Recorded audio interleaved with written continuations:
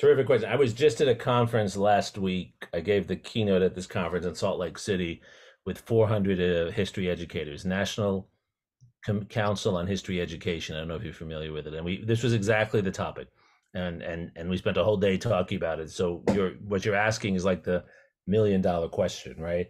Um, so I think certainly the way to teach history is not to wag your finger at people and tell them that they're wrong and bad and things like that. That just turns everyone off. That's not the way to do it. But it's also not the right way to teach history as a kind of feel good celebration of one group or another. History is not going to a sporting event and cheering, "Yay, USA." That's fine to do that. It's okay to be patriotic. But our patriotism, which matters in the classroom, should not guide our analysis and research.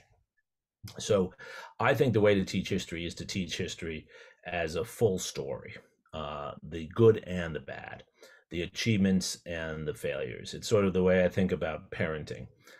We have two teenagers. Actually, our second is just going to be going to college soon. And, I've always thought the best parents were not the parents who told their kids, you're always right, you're always the best.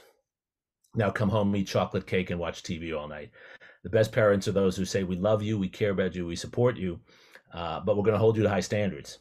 And if you do something wrong, if you don't do your homework on time, there are going to be consequences at home, right? Same thing here. We should teach that our country was born of very high aspirations, probably higher aspirations than any other society. And in part, we've lived up to some of those aspirations. Look at free speech in our society. No society has free speech like our society. I'm the child of immigrants. I get to be a professor. I can't imagine that, in any other society. My mother's family came fleeing pogroms in Russia. She's Jewish. My father's family came fleeing starvation in India. I'm half Indian, half Jewish. That's like right. That's an American story, right? That's the beauty of our country.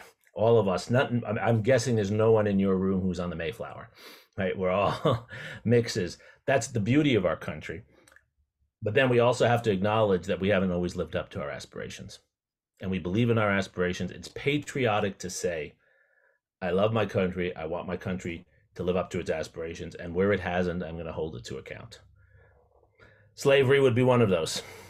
The white supremacy after the Civil War and the violence of the Ku Klux Klan and things like that, which I talk about. I talk about it in the book Memphis, 1866. If you don't know this story, you should. This is a prosperous African American community of former slaves. They've been in the Union Army. There were 125,000 slaves who ran from their plantations to join the Union Army. They put on a uniform. They defended the Union. They were building a town, a community in Memphis, and the white community didn't want them there, and not only violently attacked them, raped the women in public, burnt their houses down, did all sorts of. It's all documented. There's no doubt any of this happened.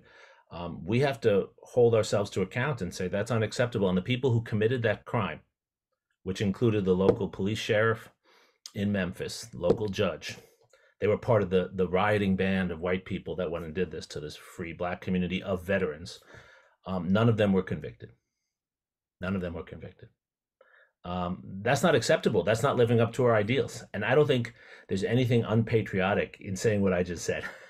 We're a country of law.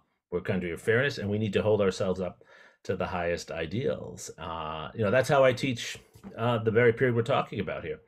The Abraham Lincoln was fighting for the highest of ideals, and so many Union soldiers, so many people living in the Confederacy too.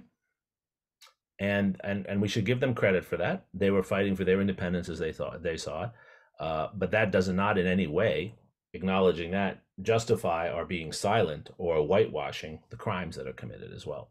So I'm for a full teaching. I want young people to see our country in its highest aspirations and its greatest achievements and where it's failed, and be motivated to make it better. And I think if you frame it that way, I hope that reasonable people can see that what you're doing is not intended to make anyone feel attacked, nor to celebrate anyone. It's to help us build a better country. That's what I think we're all about.